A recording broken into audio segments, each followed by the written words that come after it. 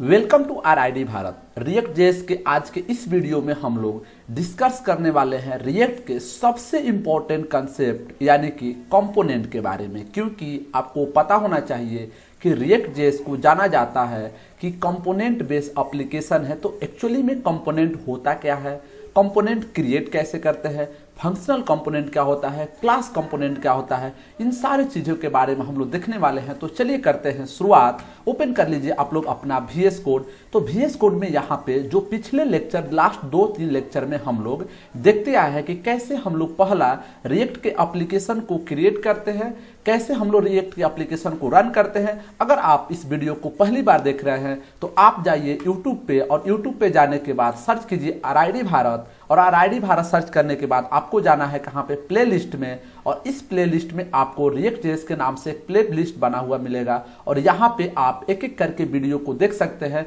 अगर आप इस वीडियो को पहली बार देख रहे हैं और कुछ समझने में प्रॉब्लम आ रहा है तो आप शुरू से एक एक करके वीडियो देखिए, आपको पूरे रिएक्ट के कंसेप्ट को समझ में आ जाएगा। तो चलिए हम लोग अब यहाँ से रियल कंसेप्ट की ओर बढ़ते हैं और कंपोनेंट के बारे में समझते हैं। तो देखिए कंपोनेंट होता क्या है, थोड़ा सा मैं थ्योरी बता दूं ताकि आगे के जो प्रैक्टिकल चीजें हैं समझना जो है ना कि आसान हो जाए। देखिए कंपोनेंट क्या है, जैसे अगर मान लीजिए आप एक एप्लीकेशन बना रहे हैं तो एप्लीकेशन बनाते समय उसमें होम पेज होगा, अबाउट पेज होगा, गैलरी पेज होगा, सैलरी जो है कि सर्विसेज होगा, कॉन्टेक्ट अस होगा। तो उन सभी के लिए हम लोग क्या करते हैं कि अलग अलग से फाइल बना के रखे होते हैं। तो अगर आप बोले कि सर एक बड़े एप्लीकेशन के क्या छोटे पार्ट को कंपोनेंट बोल सकते हैं, तो हाँ वही क्या है, जैसे आपको एक बहुत बड़ा बिल्डिंग बनाना है तो उस बिल्डिंग के जो छोटे छोटे पार्ट होते हैं उसको आप बोल सकते हैं कि ये क्या है कि आपका एक कंपोनेंट है। लेकिन टेक्निकली क्या बोलेंगे कि कंपोनेंट होता क्या है, तो कंपोनेंट के बोलना है कि component is a reusable self content and modular building blocks in the react application. यानी कि एक छोटा सा पार्ट जो कि आपको मॉड्यूलर का मतलब होता है स्ट्रक्चर वे में, छोटे छोटे पार्टों में, ये क्या है आपका एक कंपोनेंट होता है, ठीक है ना।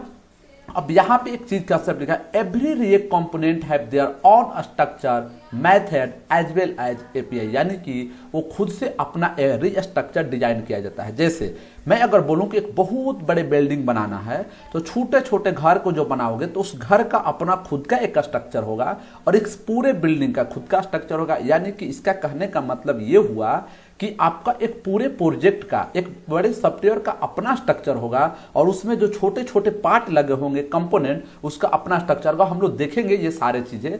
देखिए रिएक्ट में दो तरह के कंपोनेंट होते हैं, एक होता है फंक्शनल कंपोनेंट और एक होता है क्लास कंपोनेंट। तो हम लोग यहाँ पे जो सबसे पहले कंपोनेंट पढ़ने वाले हैं, फंक्शनल कंपोनेंट के बारे में पढ़ने वाले हैं कि फंक्शनल कंपोनेंट होता क्या है और ये फंक्शनल कंपोनेंट हम लोग क्रिएट कैसे करते हैं। तो देखिए जो जनरली हम लोग जावास्क्रिप्ट में फंक्शन बनाते हैं उसी को हम लोग रिएक्ट जेएस में एज ए फंक्शनल कंपोनेंट के तौर पे जानते हैं, जो कि क्या होता है सेट ऑफ प्रॉपर्टीज मतलब एट्रीब्यूट्स का मतलब होता है जैसे कि एक स्टूडेंट है तो स्टूडेंट का नाम, उसका रोल नंबर, उसका ID, उस सभी के सभी क्या है प्रॉपर्टीज है, यानी कि एट्रीब्यूट्स है। और उसी को हम लोग रिएक्ट जेएस में प्रोप्स बोलते हैं, ठीक है। ये क्या करता है, प्रोप्स यानी कि एट्रीब्यूट्स एज इनपुट लेता है और रिटर्न में JXS फाइल देता है, यानी कि जावास्क्रिप्ट XML फाइल देता है, ठीक है ना। अब ये कंसेप्ट होता है। अब यहां से अगर हम लोग बात करें कि सर ठीक है फंक्शनल कंसेप्ट कंपोनेंट तो समझ में आ गया, अब हमें बताइए कि इसे कैसे जो है ना कि रन करते हैं। देखिए यहाँ पे एक और कंसेप्ट है स्टेटलेस। तो स्टेटलेस का मतलब क्या होता है, आगे जब मैं स्टेट के बारे में विस्तार से डिस्क्राइब करूंगा तब बताऊंगा, लेकिन सिंपल सा मतलब समझिए कि फंक्शनल कंपोनेंट के पास अपना मेमोरी नहीं होता है। लेकिन आगे जब मैं एक कंसेप्ट बताऊंगा हुक्स के बारे में, चाहे यूज स्टेट हो चाहे यूज एक्ट हो, यानी कि फंक्शनल कंपोनेंट को भी हम लोग स्टेटफुल बना सकते हैं। बाकी जो है ना कि आगे कंसेप्ट समझते हैं। स्टेटलेस और स्टेटफुल नहीं समझ में आया तो सर के एक डायलॉग्स याद रख सकते हैं कि कोई अगर लड़की एक बार लड़का को बोल दे कि तुम बहुत अच्छे लगते हो तो आप हमेशा के लिए उसके बातों की याद करके रखोगे, लेकिन आप डेली लड़की को बोलते रहो कि बहुत अच्छी लग रही हो, बहुत अच्छी लग रही हो, वो क्या करेगी, याद ही नहीं रखे। क्यों? क्योंकि लड़की लोग के पास दिमाग नहीं होता है, वो क्या होती है, मेमोरी लेस होती है। यानी कि उस मेमोरी लेस को हम लोग बोल सकते हैं स्टेट लेस।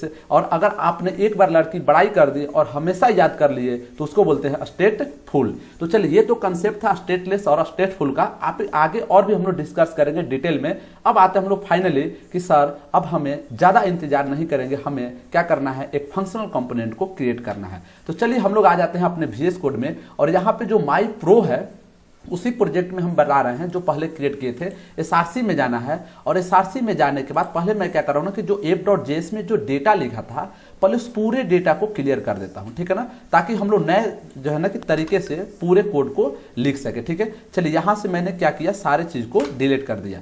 ठीक है, अभी कुछ नहीं है। अगर मैं इसको सिंपल से H1 लिख दूं रिएक्ट कंपोनेंट और इसको रन कर दे, यहाँ पे रिएक्ट कंपोनेंट्स, ठीक है ना, कंपोनेंट्स। अब हम लोग अगर इसको रन कर दे कंपोनेंट्स, तो रन कैसे करते हैं आप लोगों को पता है कि रन करने के लिए आपको npm स्टार्ट करना पड़ता है, ठीक है ना। हालांकि रनिंग में मैं Ctrl+C कर देता हूं। यहाँ पे क्या करना है, npm, और यहाँ पे लिख देना है स्टार्ट। जैसे ही npm स्टार्ट करेंगे आपका रिएक्ट का एप्लीकेशन क्या ऑन हो जाएगा, जो कि लास्ट 2-3 वीडियो में यही तक हम लोग क्या कर रहे हैं, देखते आ रहे हैं, ठीक है ना। चलिए अब लेकिन अपने वीडियो का जो मेन टॉपिक था ना अभी स्टार्ट होने वाला। अभी तक हम लोग जो है कि कंपोनेंट बनाना नहीं सीखे, कंपोनेंट क्रिएट करना नहीं सीखे, अभी तो उसके थ्योरेटिकल पार्ट को देखते। तो रिएक्ट कंपोनेंट यहाँ पे दिखा दिया। अब यहाँ पे हमें करना क्या है कि अपना एक खुद का कंपोनेंट बनाना है। तो कंपोनेंट बनाने के लिए हम लोग जाते हैं SRC में, और SRC में जाने के बाद यहाँ पे मैं एक कंपोनेंट बना रहा हूँ about, ध्यान समझिएगा, about.js के नाम से, ठीक है। अब जब अगर आपको क्या करना है कि यहाँ पे कंपोनेंट बनाना है, तो पहले मैं शॉर्टकट तरीका बता रहा हूँ और फिर हम एक एक चीज लिख के बताएंगे। तो आपको यहाँ पे अगर आपके यहाँ पे फोल्डर में मतलब क्या है कि जो एक्सटेंशन है इंस्टॉल है EX7, तो आपको करना क्या, यहाँ पे जाना है और क्लिक करना है रिएक्ट फंक्शनल कंपोनेंट एक्सपोर्ट, ठीक है। अब जैसे ये क्लिक करेंगे तो आपके सामने ये फंक्शनल कंपोनेंट बना के दे देगा, लेकिन आपको यहाँ सीखना है। तो सीखने के लिए हम लोग शुरू से क्या करते हैं, क्रिएट करते हैं। तो सबसे पहले क्या करना है, आपको लिखना है इंपोर्ट, और इंपोर्ट लिखने के बाद यहाँ पे रिएक्ट, जो कि रिएक्ट अगर आपने क्रिएट किया है तो सबसे पहले इंपोर्ट का मतलब क्या होता है, देखिए अगर मान लीजिए आप खेती बाड़ी कर रहे हैं, आपने क्या किया, धान उत्पादन किया, चाहे चावल उत्पादन किया, चाहे जो भी चीजें है, गेहूं है, आप उसको क्या करोगे, एक्सपोर्ट करोगे, और एक्सपोर्ट करोगे मतलब सेल करोगे, और उधर से पैसे इंपोर्ट करोगे। तो इंपोर्ट का मतलब होता है बाहर से चीजों को लाना। तो हम लोग यहाँ पे पहले रिएक्ट को क्या कर रहे हैं, इंपोर्ट कर रहे हैं, और यहाँ पे लिखेंगे फ्रॉम। तो रिएक्ट कहाँ से लेकर आना है, तो यहाँ पे आपको रिएक्ट से लेकर आना है, ठीक है ना, रिएक्ट से। हम लोग ने ये पहला काम कर लिया। इसके बाद अगर फंक्शनल कंपोनेंट बनाना है तो सबसे पहले लिखना है फंक्शन। तो जैसे आपको क्या करेंगे, यहाँ पे फंक्शन लिखेंगे, तो यहाँ पे फंक्शन का नाम लिखना पड़ेगा। तो फंक्शन का नाम हम लोग क्या डाल देते हैं, कुछ भी, जैसे अगर मैं सम डाल दूं, तो सम क्या है, एक फंक्शन का नाम है। आप लोग ट्राई करना कि जो भी फंक्शन का नाम लिखे उसका पहला लेटर क्या होना चाहिए, कैपिटल होना चाहिए, ठीक है ना। चलिए यहाँ पे मैं ओपन भी करके छोड़ दे रहा हूँ। देखिए इसके बाद आपको क्या करना है कि यहाँ पे कर्ली ब्रेसेस। आपको ये पता है कि फंक्शन होता क्या है, तो function is a block of code that run when we call, यानी कि ये ब्लॉक ऑफ कोड होता है तब रन करता है जब हम इसे क्या करते हैं, कॉल करते हैं, ठीक है। अब इसमें क्या करना है कि फंक्शन जो है ना कि रिटर्न करता है कुछ, तो यहाँ पे क्या लिख देंगे, रिटर्न लिखेंगे। तो जैसे ही रिटर्न करेंगे तो यहाँ पे आपको ये चीजें पता होगा कि जावा स्क्रिप्ट में जो रिएक्ट है, कहे कि जावा स्क्रिप्ट में जो फंक्शन है, एक समय में सिर्फ और सिर्फ एक ही स्टेटमेंट को क्या कर सकता है, रिटर्न कर सकता है। तो यहाँ पे लिख देते हैं दिस इज माई फर्स्ट, यहाँ पे लिखना है this is my first react component, ठीक है ना। ये क्या है, हमारे रिएक्ट का पहला कंपोनेंट है। हमने क्या किया, एक चीज रिटर्न कर दिया, लेकिन इस फंक्शन को, इस कंपोनेंट को हमें कहीं यूज करना है तो कैसे यूज करेंगे, तो इसके लिए आपको लिखना पड़ता है एक्सपोर्ट, और यहाँ पे लिखना पड़ता है डिफॉल्ट, और डिफॉल्ट में जो भी आपने यहाँ पे फंक्शन का नाम लिखा है उसे लिखना पड़ेगा। तो यहाँ पे क्या लिख देंगे, सम, और जैसे ही सम लिखेंगे आपका ये मतलब जो कंपोनेंट पहला बना हुआ है, ये कंपोनेंट अब कहीं दूसरे जगह यूज होने के लिए रेडी हो चुका है। तो चलिए हम लोग क्या करते हैं कि अब इस कंपोनेंट को हम app.js में क्या करते हैं कि इंपोर्ट करते हैं। एक्सपोर्ट तो कर दिए, कभी पूछेगा सर एक्सपोर्ट क्यों किए, तो जब तक आप गेहूं या चावल को सेल नहीं करोगे पैसे कहां से पाओगे, ठीक है ना। बोला जाता है ना कि पहले क्या करो, इन्वेस्ट करो, फिर उसमें क्या करो, आप पहले उधर से प्रॉफिट पाओ। तो वही चीज है, इंपोर्ट मतलब इन्वेस्ट, एक्सपोर्ट मतलब सेल करो, ठीक है ना। सॉरी मैंने गलत बोल दिया, इंपोर्ट मतलब क्या है, उधर से वैल्यू लेकर आना, और एक्सपोर्ट मतलब इधर से सेल करना। चलिए अब इस कंपोनेंट को हमें करना क्या है, तो इस कंपोनेंट को हमें app.js में इंपोर्ट करना है। तो इंपोर्ट करने के लिए दो तरीका बता रहा हूं जो सबसे इजी है। देखिए सबसे पहले इजी वाला मैं बता रहा हूं। अगर आपको इंपोर्ट करना है तो यहां पे लिख दिए curly braces, sorry curly braces नहीं, जो भी फंक्शन का नाम था, फंक्शन का नाम क्या था, सम था। तो जैसे ही आप सम लिखेंगे तो ये देखिए इसने खुद को क्या किया, इंपोर्ट कर लिया, ठीक है ना। लेकिन अगर मान लीजिए इस तरह से आप नहीं चाहते हो इंपोर्ट करना, तो दूसरा एक तरीका बता रहा हूं, इसको क्या करो, यहां पे क्लोज कर दो और यहां पे जाना है, और यहां पे आपको इंपोर्ट करने के लिए क्या करना है कि लिखना है इंपोर्ट, एक सेकेंड, यहां पे क्या लिखना है, इंपोर्ट, यहां पे इंपोर्ट, और इंपोर्ट में जाने के बाद यहां पे डॉट और डेमो, सॉरी यहां पे क्या लिखना है, हमें किसको इंपोर्ट करना है, सम को। सम क्या है, तो हमारे फंक्शन का नाम है सम, फ्रॉम कहां से, अबाउट से। अबाउट क्या था, तो अबाउट अपने कंपोनेंट का नाम था, तो हम लोग को इसको यूज करना है। तो जैसे ही आप इसको यूज करोगे, आप यहाँ पे सम को, तो देखना आपका जो ये कोड है, यहाँ पे जैसे ही मैं यहाँ पे सम लिखा, ये आपका इंपोर्ट हो चुका है। आप इसको यूज भी करोगे कैसे, तो आपको जाना है यहाँ पे, और यहाँ पे जाने के बाद अपने एप्लीकेशन को रन करना है, जो कि app.js में क्या किए हैं आपने यहाँ पे। तो चलिए अब हम लोग क्या करते हैं, यहाँ पे ऑलरेडी अपना एप्लीकेशन रन है। अगर मैं इसको क्लोज कर दूं, क्लोज कंट्रोल सी से, और फिर से यहाँ पे जाना है कंट्रोल सी से, और फिर npm स्टार्ट करें, यहाँ पे जाना है और लिखना है npm और स्टार्ट। तो जैसे ही npm स्टार्ट करेंगे तो आपका एप्लीकेशन क्या होगा, आपका एप्लीकेशन रन होगा, और इसमें जो कंपोनेंट में जो डेटा लिखे थे वो भी डिस्प्ले कर जाएगा। तो चलिए देखते हैं कि जो अपना कंपोनेंट बनाए थे, देखिए यहाँ पे सक्सेसफुल लिख दिया react component, this is my first react component.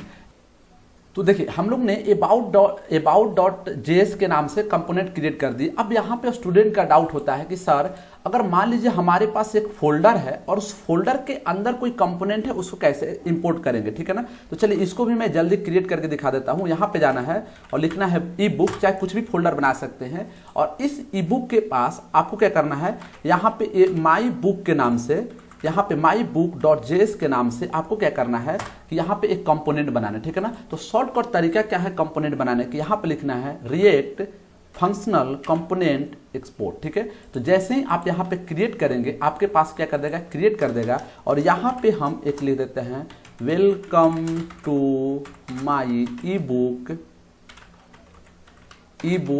ठीक है, ई बुक, ठीक है ना, कंपोनेंट।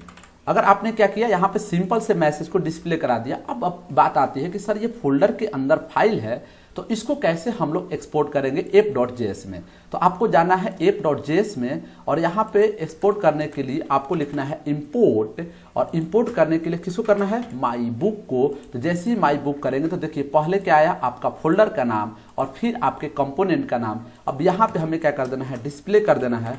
तो यहाँ पे लिख देंगे माई बुक, और जैसे ही माई बुक करके कंट्रोल एस करेंगे, एक सेकेंड ये गलत हो गया, यहाँ पे क्या करना है, आपको माई बुक लिखना है, ठीक है। देखिए अब हम लोग कंट्रोल एस करेंगे तो इस बार जो है ना कि डेटा आ गया welcome to my e book. तो मैंने आप लोग को फंक्शनल कंपोनेंट क्रिएट करना सिखाया। आई होप कि आप लोग को ये दोनों चीजें समझ में आया होगा। आप लोग रिएक्ट वीडियो के साथ लगे रहिए, अगले वीडियो में मिलेंगे कुछ और कंसेप्ट के साथ। तब तक के लिए धन्यवाद।